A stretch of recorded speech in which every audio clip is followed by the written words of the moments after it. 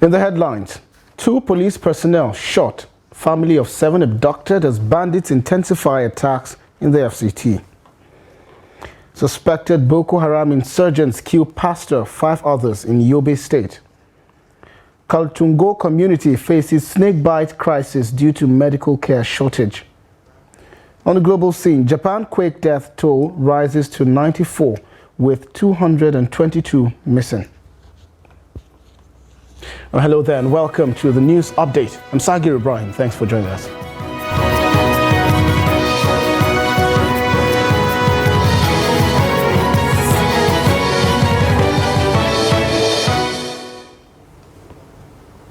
Thanks for joining the news update. We start with security.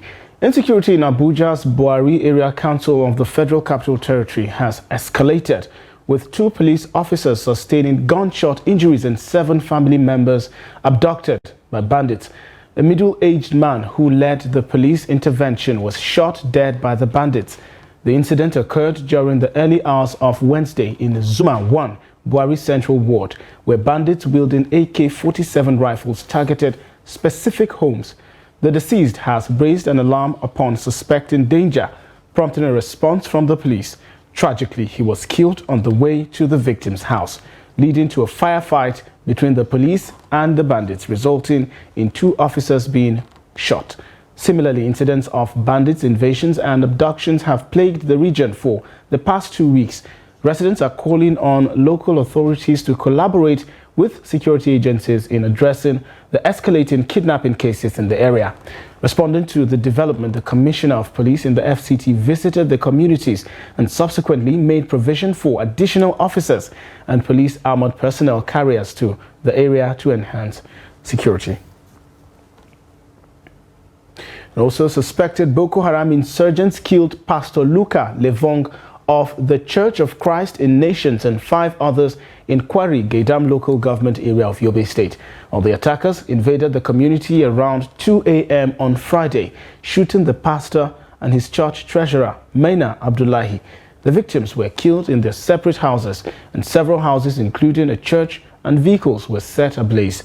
The military and the Nigerian police force have not yet commented on the incident. Gaidam is located 177 kilometers away from Damaturu, the state capital, and is about 40 kilometers away from the Nigeria-Niger Republic border. Still in the northeast, the Borno State Police Command says it has arrested 85 suspects involved in culpable homicide, theft, as well as illegal possession of arms, among other crimes, in the past 3 months. According to the command, 27 suspects were convicted in the period under review after the arrest. Trust TV's Beatrice Kuruti has more. Among the 85 suspects paraded at the Borno Police Command are 5 suspects found with fake Naira notes. Other suspects were arrested for criminal conspiracy, theft, possession of dangerous weapons, and illicit drugs. A tip-off was received by police crack operative FOB, that is Ford Operation Base in Bill, in collaboration with Bill Division and local hunters of Maringa Village, arrested and brought one Shuaibu Alhaji Saleh, 27 years old of Biron Village, Bill local government, in possession of a locally made pistol. The suspect confessed to have acquired the locally made pistol from one Abubakar M of Kalimbo Village, Babangida local government, Yobe State. Receiving a tip-off by the local government chairman of Biu local government, 5 number suspects were arrested with counterfeit notes of 1,000 Naira denomination, amounting to 352,000 Naira fake notes. The suspects are being paraded before you, and further brief will be discussed during the briefing. The police, during the course of its arrest, recovered exhibits from the suspects, which include locally made pistol, 352,000 Naira fake notes, 30 parcels of Indian hemp, and knives, among others.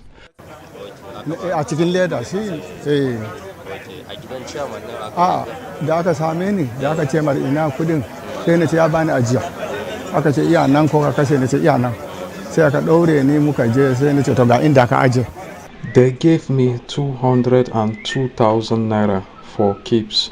Yesterday, I was called by the police and taken to someone's house. When I got there, I was asked to bring the money. It was at that point that I was arrested.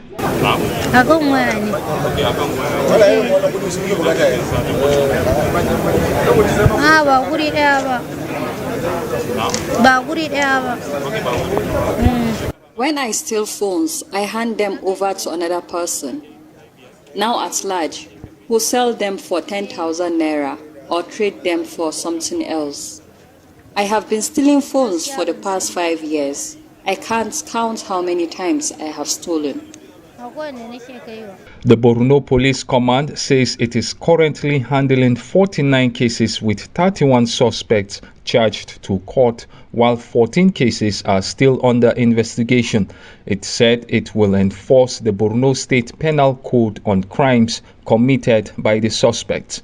Beatrice Kuruti, Trust TV News, Maiduguri. As Nigerians settle down for the new year across the nation, residents of Benue State have been speaking on some of the several unresolved challenges that confronted Nigeria in 2023 that have now rolled over to 2024. Issues like insecurity, inflation, subsidy removal crisis and exchange rates, among others, have continued to dominate discussions in Benue State as residents look forward to a new year that will be devoid of the many challenges that rocked 2023. Trust TV's Jimmy Azande reports. The removal of fuel subsidy and the rise in inflation have plunged Nigeria into a tough economic situation.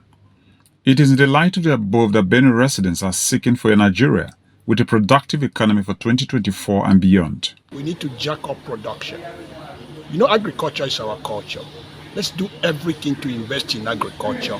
Let's produce almost as much as we can produce that can take up our 200 million population. In that way, we will naturally close the gap on issues of inflation and this naira rate fluctuations. So I think basically back to the farm, back to production processes, and let's ensure that government encourages us to run agric as a business. For most residents, the security situation in states like Benue remains a source of concern as attacks on lives and properties escalate. Look at the recent plateau attack. You can now begin to ask, where were our intelligence gathering arm of this security that such a coordinated attack could happen, and then the security arm is taken unaware? It's unheard of. So for me, in the intelligence gathering should be enhanced and be improved. Then the issue of state policing should come into play. And then the federal government should cooperate more with state government. Then there should be this political will from the president and the governors. I have so much belief that there are some persons in this country who have vast knowledge about security. Bring these people on board. Not by assigning them, giving them positions, but you can consult them. Ask them, they will tell you what to do. Then you swing into action. We have the money, we have what it takes, we have the will. A country like Nigeria, we are a giant of Africa. Everything we have in this country. But if we don't allow our country to move by allowing insecurity to take center stage, it's a slap on a face like a country like Nigeria. Like most Nigerians, Benue residents have high expectations for 2024 as they hope that issues will be resolved before more Nigerians become hopeless and desperate. Jimmy Azandi, Trust TV News, Makurdi. And as workers return to base after the Christmas and New Year holidays, some travelers seem not to be aware of the 50% slash in the cost of interstate transport fares announced by the federal government to ease travel during the Yuletide, with the discount expected to end on the 4th of January 2024. Trust TV's Adamu Imam went to Mobile Roundabout Motor Park within the state capital, from where he reports that travelers are returning in their numbers to resume work after their respective offices. Here's the report. The 50% waiver for Christmas and New Year travels for Nigerians obviously suffers certain setback, as many travelers said they didn't even know about the directive. The transport money, you don't see anything. Last time that I'm coming for registration, I just paid only 50,000 naira. But now I have paid 4,000 and almost 500. 2,500. That's the money that I paid. And you see, I paid 1,000 right now for an pep that carry me place that I will sit. I come for school. I've not experienced any reductions from any driver because the same transportation fare we pay is the same as we pay up to date. I mean, I'm coming from just here in Bauchi, we usually pay 2,000 naira. I still pay 2,000 naira. So I think the reduction is not effective. Officials at the motor park who affirm that the rush by returning passengers is not unconnected with the 50% waiver. However, urged President Tinubu to reduce the price of fuel instead of granting waivers for transportation. Nothing has changed here since the announcement of 50% slash, so I advise government to instead reduce the price of fuel because by so doing, transport fares will crash. We want the fuel to come down so that everybody will get the opportunity. Like me now, I'm supposed to travel this December, but I know that transport, because of transport, I can't be able to travel. So I just cancel everything. You understand? So I commend Mr. Tinubu for doing that kind of gesture for people. But what I'm pleading is that that it should be extended more, maybe not 1 week or 2 weeks, so that those that are coming back will be able to share the issue. Other residents are of the view that the 50% waiver was good but badly implemented. They advise government to ensure effective publicity in future to enable Nigerians to take advantage of it. Adam Imam, Trust TV News, Bauchi. And President Bola Tinubu has appointed 6 new executive directors to key positions in the Nigerian Ports Authority and the Nigerian Maritime Administration and Safety Agency. The appointments include Vivian Adet as the Executive Director, Finance and Administration at the NPA, Olalekan Badmus as the Executive Director, Marine and Operations at the Nigerian Ports Authority, Ibrahim Umar as the Executive Director, Engineering and Technical Services, NPA, Jibril Abba as the Executive Director, Maritime Labour and Cabotage Services, NIMASA, Chudi Ofodile as the Executive Director, Finance and Administration, NIMASA, and Fatai Adeyemi as the Executive Director, Operations at NIMASA. The President expressed confidence that the appointees would contribute significantly to boosting the marine and blue economy sector's role in the nation's GDP.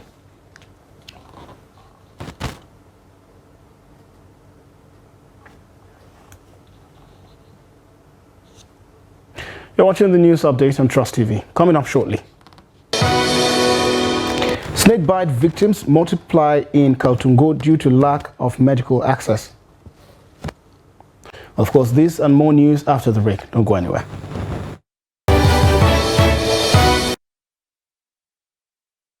Welcome back to Trust News Update. Here's a recap of our major stories. 2 police personnel shot, family of 7 abducted as bandits intensify attacks in FCT. And suspected Boko Haram insurgents kill pastor, 5 others in Yobe State. And to other stories now, the Federal Housing Authority has denied responsibility for the planned demolition of houses in Jidu community near Lugbe Phase 11 of Abuja. In a statement, the FHA clarified that it is not intending to demolish about 1,500 houses as rumored, refuting claims made by certain individuals engaging in land grabbing. The FHA explained its acquisition of land from the Federal Capital Territory Administration for housing development, emphasizing an enumeration exercise and compensation to farmers. The authority identified encroachments on its land by squatters, particularly in the right-of-way of Ring Road 3. The FHA and FCDA initiated the identification of developments within their land, calling for genuine claimants to provide proof of ownership and approval for documentation. The statement condemned misleading claims about demolishing the entire Jidu community, asserting that the FHA's commitment to avoiding slum developments within its estates Genuine claimants were urged to come forward with relevant documents for proper documentation. And the Federal Capital Territory Minister, Nyesom Wike, emphasized the significant impact of ongoing projects across the city during his recent inspection of road projects managed by CGC, Julius Berger and Gilmore companies in the FCT. Wike's inspection highlighted the concerted efforts and progress made by these companies in the development of crucial infrastructure within the Federal Capital Territory.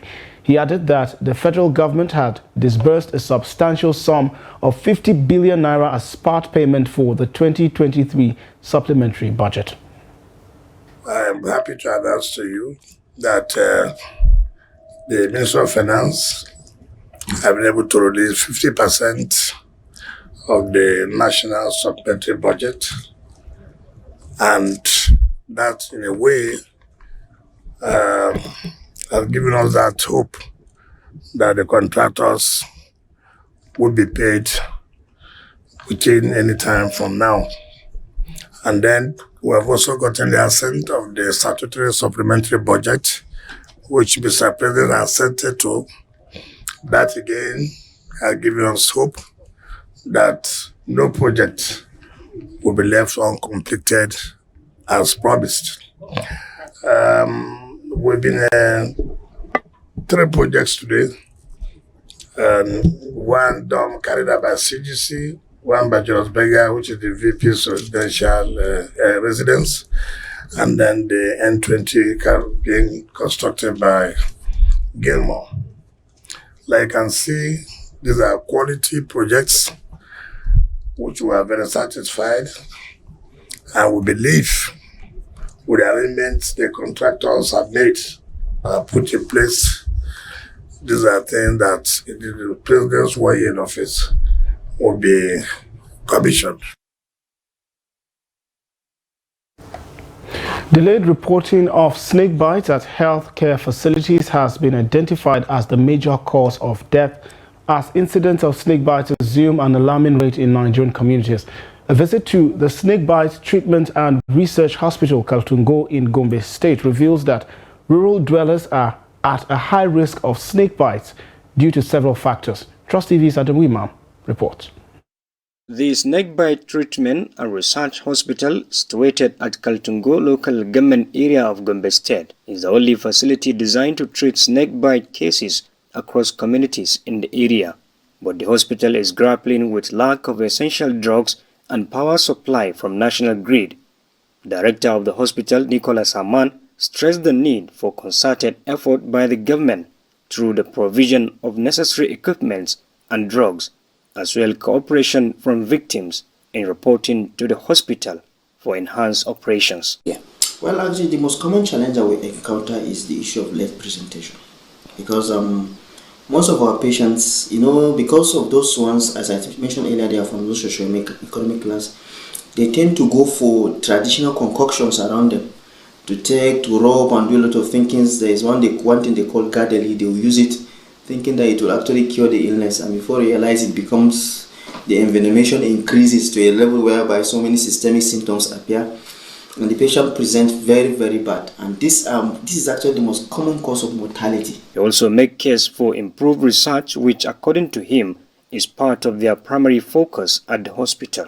About more than 2,700 and something patients, and out of them only 30 died. That's like 0.01 case fatality rate.